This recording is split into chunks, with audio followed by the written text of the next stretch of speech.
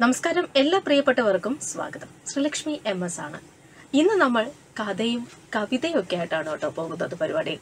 അതിനായി ഇന്ന് നമ്മളോടൊപ്പം ഉള്ളത് യുവകവിയും അതോടൊപ്പം തന്നെ ട്രഷറി ഉദ്യോഗസ്ഥനുമായ കൊട്ടാരക്കര സ്വദേശി ശ്രീ അരുൺകുമാർ അന്നൂരാണ്. സ്വാഗതം. നമസ്കാരം. അപ്പോ ശരിക്കും പറഞ്ഞാൽ ONV യുവ സാഹിത്യ പുരസ്കാര ജേതാവാണ്, കുമാരനാശാൻ പുരസ്കാര ജേതാവാണ്, D വിനയചന്ദ്രൻ സ്മര പുരസ്കാര ജേതാവാണ്. ഇങ്ങനെ ഒരുപാട് പുരസ്കാരങ്ങൾ ലഭിച്ചിട്ടുണ്ട് അല്ലേ? ഇനി നമ്മളുടെ ശരിക്കും പറഞ്ഞ ഔദ്യോഗിക ജീവിതവും വ്യക്തി ജീവിതവും കവിതയൊക്കെ കുറിച്ചിട്ട് നമുക്ക് ഒരുപാട് കാര്യങ്ങൾ അറിയാനുണ്ട്. ശരിക്കും ഈ ഒരു ട്രഷറി ഉദ്യോഗസ്ഥനും ഒരു കവിയും തമ്മിൽ തന്നെ തുടങ്ങാം. ട്രഷറി ഉദ്യോഗസ്ഥനായിട്ട് ഇപ്പോ എത്ര നാളാവുന്നു? 15 വർഷം. 15 വർഷം. ഉള്ളിലൊരു കവിയായിട്ടും എത്ര നാളാകുന്നുണ്ട്? 25 വർഷം. 25 വർഷം. ഏത് പ്രായം മുതലാണ് ഇങ്ങനെ? 15 വയസ്സ് തൊട്ടാണ്. അതായത് 15 വയസ്സ് വരെ നമ്മള് കൂടുതൽ സാഹിത്യ ഗ്രന്ഥങ്ങളിലേക്ക് കടന്നിരുന്നില്ല. പഠന ഗ്രന്ഥങ്ങൾ മാത്രം വായിക്കുന്ന ഒരു സ്വഭാവമായിരുന്നു. പറഞ്ഞാൽ എനിക്കും ചേട്ടനും കൂടെ ഒരുമിച്ച് ഫീസ് കൊടുക്കാനുള്ള അന്തരീക്ഷം വീട്ടിലുണ്ടായിരുന്നില്ല. അന്നേരം ട്യൂഷൻ പ്രിൻസിപ്പാൾ പറഞ്ഞൊരു കേട്ടെഴുത്തിനോ ടെസ്റ്റ് പേപ്പറിനോ പരീക്ഷയ്ക്ക് പോലും എന്നെ ആരും മറികടക്കാതിരുന്ന 3 വർഷവും ഫീസ് കൊടുക്കണ്ടെന്ന് പറഞ്ഞു. അങ്ങനെയുള്ള ഒരു അന്തരീക്ഷത്തിലാണ് ഞാൻ പഠിച്ചത്. എനിക്ക് 3 വർഷവും ഫീസ് കൊടുക്കാതെ പഠിക്കാൻ ആ കാലത്തിൻ്റെ കഷ്ടപ്പാടിൽ നിന്നുള്ള കരുത്താണ് എനിക്ക് ഊർജ്ജമായത്. അന്നേരം സ്വാഭാവികമായിട്ട് മറ്റു പുസ്തകങ്ങൾ വായിക്കാനുള്ള സമയം കിട്ടിയിരുന്നില്ല. അങ്ങനെ ആ 10ാം ക്ലാസ് വെക്കേഷൻ കാലത്താണ് ചേട്ടൻ എടുത്തുകൊണ്ട് വന്നിരുന്നൊരു പുസ്തകം, നമ്മുടെ സങ്കീർത്തനം പോലെ. ആ പുസ്തകം വായിച്ചപ്പോഴാണ് ഈ ജീവിതം എന്നത് വളരെ ആഴമുള്ള ഒന്നാണെന്ന് എനിക്ക് മനസ്സിലാവുകയും ഈ നമ്മുടെ പെരുമ്പടവം ശ്രീധരന് ഒരു കത്ത്, എൻ്റെ ജീവിതത്തിൽ ആദ്യമായി എഴുതുന്ന കത്ത് ഞാൻ അദ്ദേഹത്തിനാണ് എഴുതുന്നത്. ഒരാഴ്ചയ്ക്ക് ശേഷം അദ്ദേഹം മറുപടി എഴുതിയുണ്ട്. അത്രയും തിരക്കുള്ള മനുഷ്യനാണ്. അങ്ങനെ അദ്ദേഹം പറയാണ്, ഇഷ്ടം പോലെ വായിക്കണം, എഴുതണം, പഠിക്കണം, അതുപോലെ പഠിച്ചൊരു ജോലി മേടിക്കണം. ജോലി ഇല്ലാതെ ഒത്തിരി കഷ്ടപ്പെട്ട ഒരു മനുഷ്യനാണ് ഞാൻ എന്നതിനകത്ത് എഴുതിയിട്ടുണ്ടായിരുന്നു. അങ്ങനെ സ്വാഭാവികമായിട്ട് അതെൻ്റെ ജീവിതത്തിൽ വെളിച്ചം തന്ന ഒരു വാക്കായിട്ട് ഞാൻ ഇന്നും ഹൃദയത്തിൽ സൂക്ഷിക്കുന്ന വാക്കുകളാണ്. പിന്നീട് ഞാൻ പുസ്തകങ്ങൾ വായിക്കുകയും ഒരു ജോലിക്ക് വേണ്ടി ആ രീതിയിൽ പഠിക്കുകയും ചെയ്തു. അങ്ങനെയാണ് LD ക്ലർക്ക് ടെസ്റ്റ് എഴുതി എറണാകുളത്ത് വരുന്നത്. ശരിക്കും ഇപ്പോൾ ഒരു ട്രഷറി ഉദ്യോഗസ്ഥനാണ്.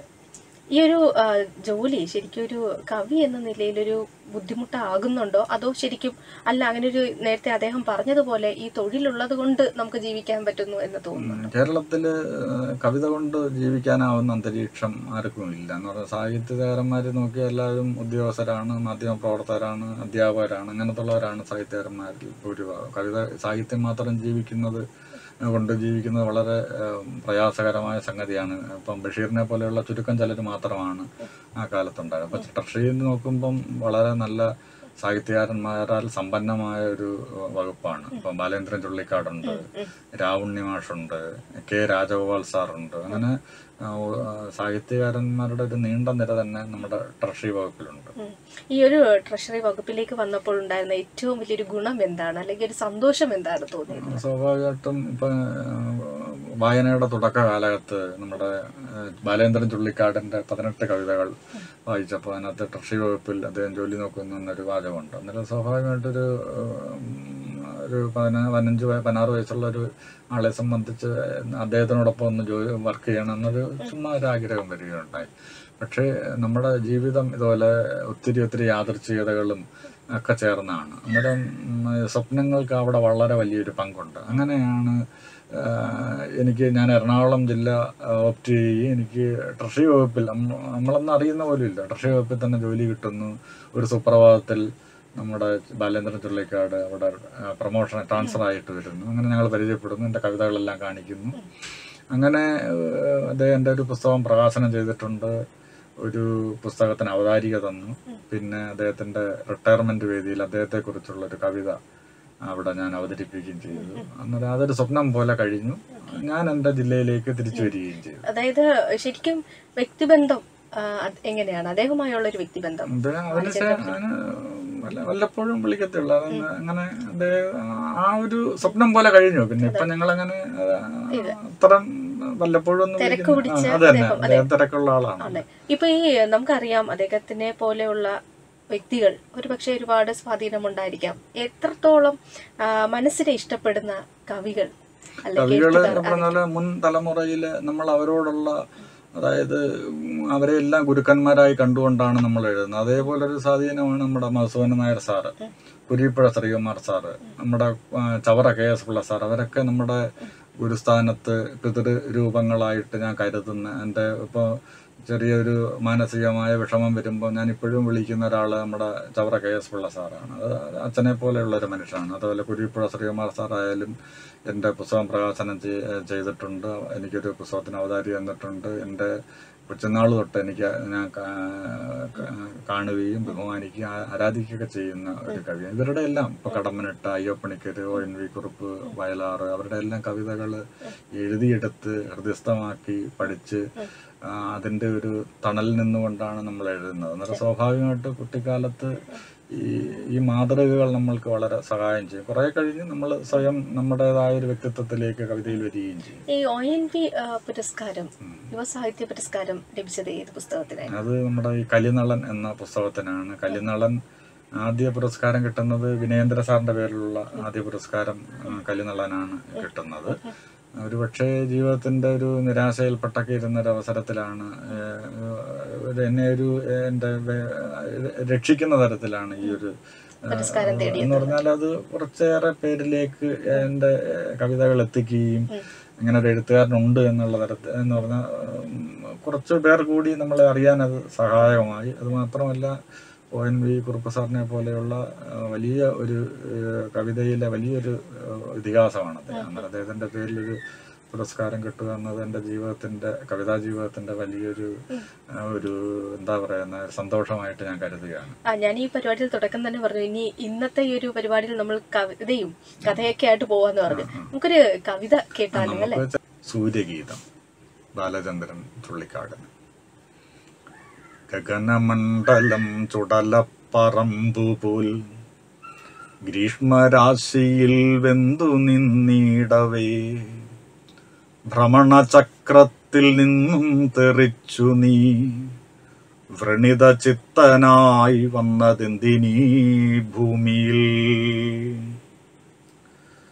ഗഗനമണ്ഡലം ചുടലപ്പറമ്പുപോൽ ഗ്രീഷ്മരാശിയിൽ വെന്തു നിന്നിടവേ, ഭ്രമണചക്രത്തിൽ നിന്നും തെറിച്ചു നീ വ്രണിത ചിത്തനായി വന്നതെന്തിനീ ഭൂമിയിൽ. എനിക്ക് തോന്നുന്നു ശബ്ദവും ആ ഒരു ആലാപന ശൈലിയൊക്കെ ബാലേന്ദ്രൻ സാറുമായിട്ട് നല്ല സാമ്യം തോന്നുന്നുണ്ട്. ഒരു പക്ഷെ ഇത്രത്തോളം സ്വാധീനം ഉള്ളത് കൊണ്ടായിരിക്കാം. ബാലേന്ദ്രൻ സാറും നമ്മുടെ മധുസൂദനൻ നായർ സാറിന്റെയും കവിതകളും കുട്ടിക്കാലത്ത് നല്ല സ്വാധീനം ചെലുത്തിയിരുന്നു. അവരുടെ ആലാപന ശൈലിയും ഒക്കെ നമുക്ക് ഒരു സ്വാധീനമുണ്ട്. ഒരു കവി എന്ന നിലയിൽ പലപ്പോഴും ഈ നിരാശയാണോ കവിതയിൽ കൂടുതൽ പ്രതിഫലിക്കുന്നത്, അല്ലെങ്കിൽ ഒരു കവിക്ക് എഴുതാൻ വരികൾ നൽകുന്നത് ഒരു പക്ഷെ ജീവിതത്തിൽ ഇത്തരം നിരാശകളാണ്? നിരാശകളും തോൽവികളും ഓരോ സ്വന്തം തോൽവികളും നിരാശകളും മാത്രം ആവണമെന്നില്ല. ഒരു മനുഷ്യരെല്ലാം ഈ പറഞ്ഞതുപോലെ ഓരോരോ ദുരിതത്തിലും ദുഃഖത്തിലും ഒക്കെയാണ് ഇരിക്കുന്നത്. നമ്മൾ ചിരിക്കുമ്പോൾ പോലും നമ്മുടെ ഉള്ളിൽ ഒരു വിങ്ങുന്ന ഒരു ഹൃദയമാണ് എല്ലാവർക്കും ഉള്ളത്. ഏറ്റവും പ്രിയപ്പെട്ടവരോട് പോലും നമ്മുടെ സങ്കടങ്ങൾ പറഞ്ഞാൽ ചിലപ്പം അതേ ആത്മാർത്ഥതയോടെ കേൾക്കണമെന്നില്ല. അന്നേരം അവിടെയാണ് ഒരു പുസ്തകത്തിന്റെ വില എന്ന് പറഞ്ഞാൽ നമ്മുടെ ഉള്ളിലെ വേദനിക്കുന്ന നമ്മെ തിരിച്ചറിയുകയാണ് ഓരോ പുസ്തക വായനയിലൂടെ നമ്മൾ ചെയ്യുന്നത്. നമ്മുടെ ഏറ്റവും അടുത്ത ബന്ധുവായി ഒരു കവിത അല്ലെങ്കിൽ ഒരു കഥ, ഒരു നോവൽ മാറുന്നത് ആ അർത്ഥത്തിലാണ്. അന്നേരം ഒരു എഴുത്തുകാരൻ അവന്റെ തോൽവി മാത്രവും അവന്റെ നിരാശകളും മാത്രമല്ല, മുഴുവൻ മനുഷ്യരാശിയുടെയും പരാജയങ്ങളിലാണല്ലോ ഈ പറഞ്ഞതുപോലെ മനുഷ്യരുടെ കഥകൾ കിടക്കുന്നത്. വിജയിച്ച കഥകൾ മാത്രം എഴുതിയാൽ പോരല്ലോ. പരാജയപ്പെട്ട ഇപ്പം ദസ്തയേവ്സ്കി ലോകത്തെ വലിയ സാഹിത്യകാരനാവുന്നത് ഏറ്റവും പാവപ്പെട്ടവരുടെ കഥ അദ്ദേഹം കൊണ്ടുവരുന്നത് കൊണ്ടാണ്. അപ്പൊ ശരിക്കും പറഞ്ഞാല് വീട്ടിൽ തന്നെ ചേട്ടനും ഈ കവിത എഴുതാറുണ്ട്, അദ്ദേഹത്തിനും എഴുത്തിനോട് വാസനയുണ്ട്. അപ്പൊ ഈ സ്വന്തം എഴുത്തുകൾ ആദ്യം തിരുത്തുന്നതോ അല്ലെങ്കിൽ ഒരു സംശയമോ അല്ലെങ്കിൽ ഒരു ഉപദേശമോ ഒക്കെ ചേട്ടനിൽ നിന്നാണോ? ഞങ്ങൾ തമ്മിൽ അങ്ങോട്ടും ഇങ്ങോട്ടും രചനകൾ കൈമാറുമായിരുന്നു. ഇപ്പം കവിതയിലേക്ക് വരുന്ന പല വഴികളാണ്. അപ്പം തീർച്ചയായിട്ടും അമ്മ ഭാഗവതം വായിക്കുന്ന, രാമായണങ്ങളൊക്കെ വായിക്കുന്ന ഒരാളായിരുന്നു. അങ്ങനെ ഒരു സ്വാധീനം കുട്ടിക്കാലം തൊട്ടേ. അങ്ങനെയാണ് ഈ വൃത്തതാളബദ്ധമായി എഴുതാൻ നമുക്ക് പറ്റുന്നത്. അതല്ല, അമ്മയോടൊപ്പം ഹരിനാമ കീർത്തനം ആലോചിക്കാൻ പോകുന്നു. അമ്മാവൻ കഥാപ്രസവം പറയുന്ന ആളാണ്.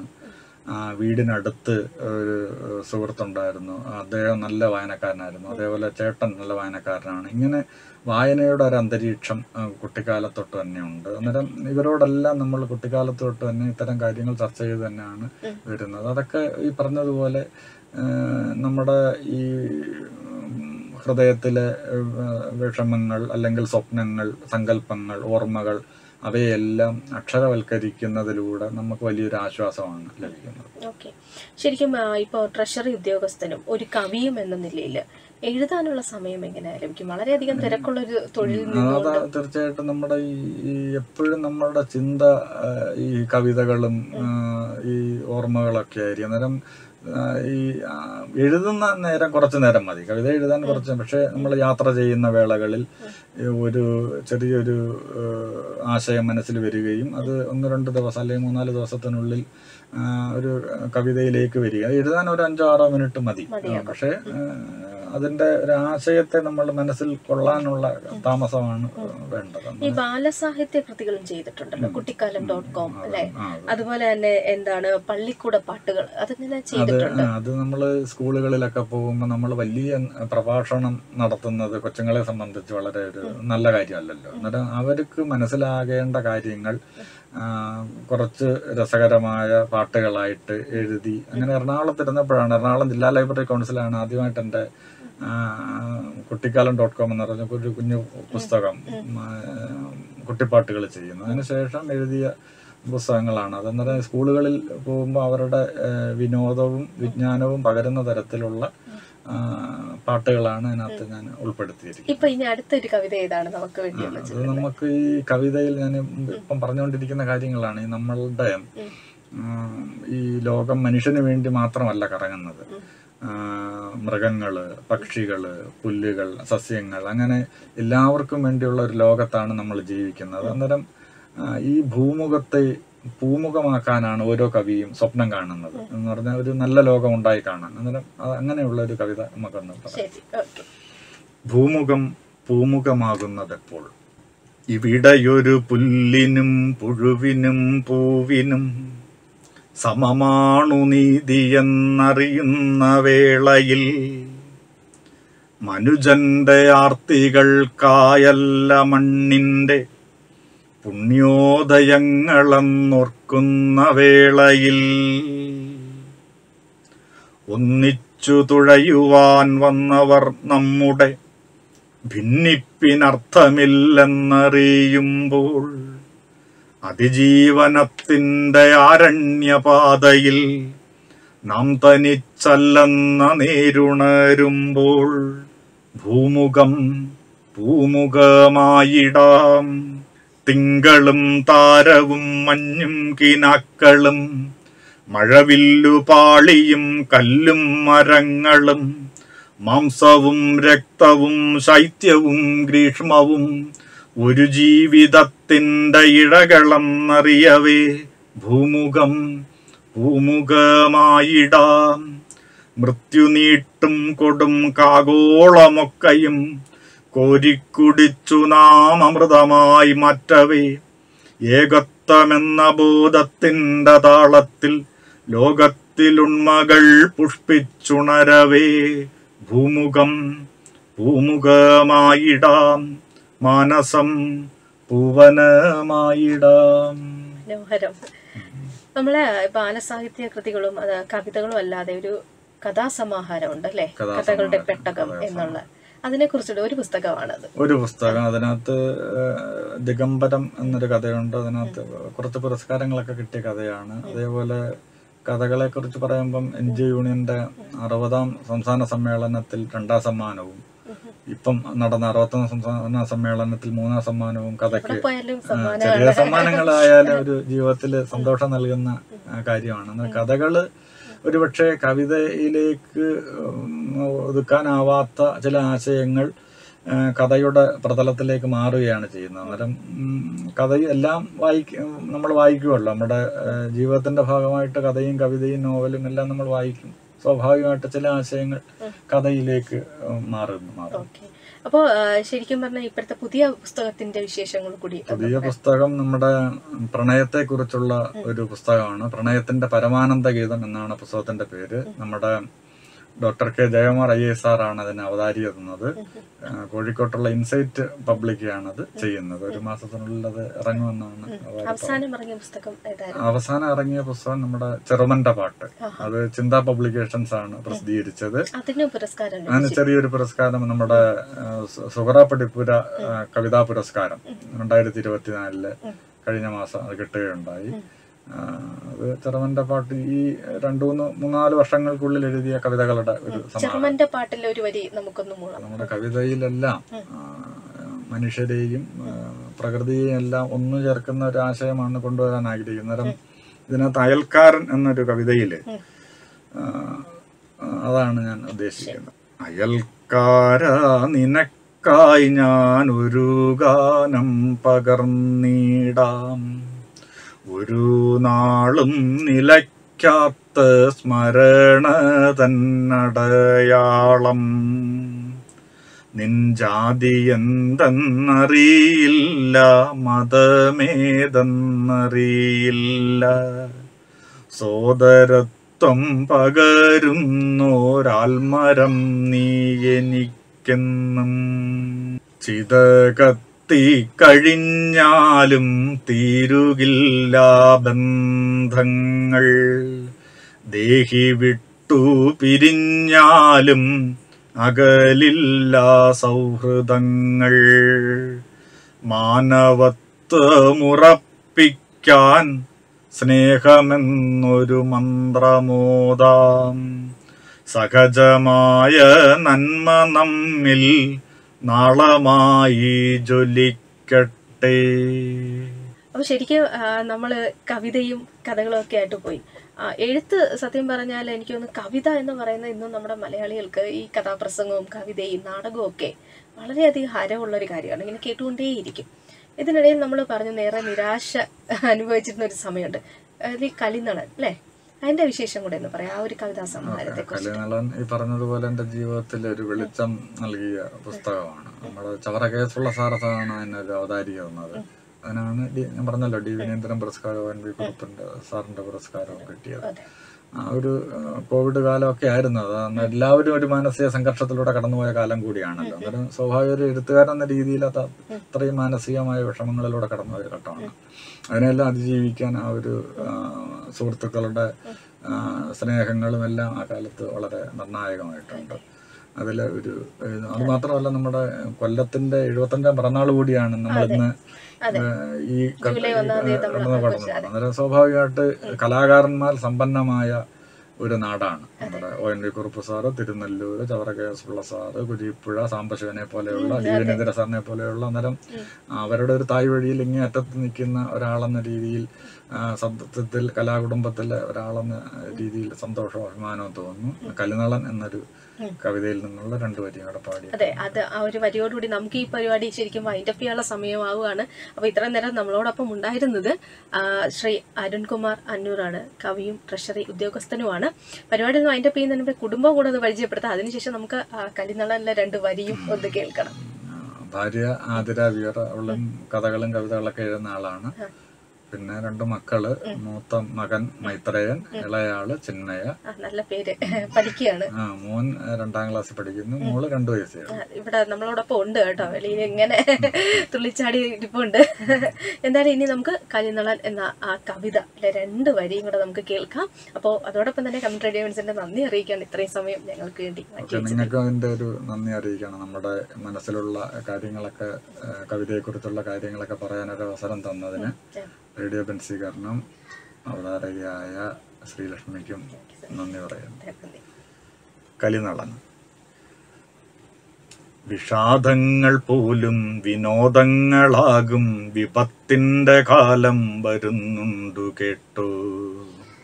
വിഷാദങ്ങൾ പോലും വിനോദങ്ങളാകും, വിപത്തിന്റെ കാലം വരുന്നുണ്ടു കേട്ടു.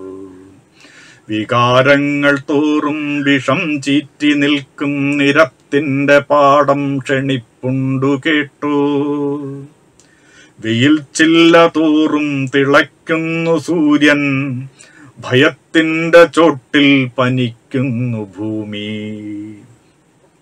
തമോരൂപിയായും സദാകോപിയായും ശിരസിനുമേലെ ചിലമ്പുന്നു വാനം. ഇനി ആർദ്രമൗനവും തീക്കുണ്ടമാകും, യക്ഷന്റെ മേഘവും പേമാരി തൂകും. ധർമ്മം വിശന്നിട്ടു വാവിട്ടു കേഴും, കർമ്മം കിനാവിന്റെ തടവിൽ കിടക്കും. ആൾക്കൂട്ടമാകെയൊരു നിഴലായി മാറും, അഭിശപ്തഹൃത്തിൻ വിഴുപ്പും ചുമക്കും. സ്വേച്ഛയാൽ ആകാശമിടിമിന്നലാകും, നഗരങ്ങളോരോ പ്രളയങ്ങളാകും. പച്ചകൾ മഞ്ഞയായൂർന്നങ്ങു താഴും, വെള്ള ചുവപ്പിന്റെ വേഷങ്ങളാടും. ദൈവങ്ങളെല്ലാം വിമൂഢരായെങ്ങോ വാപത്തി നിൽക്കും, ചെകുത്താൻ ചിരിക്കും. നൃപൻ നളനവൻ കലി തന്നെയാകും, കലി ചെയ്തതെല്ലാം കാറ്റിൽ പറക്കും.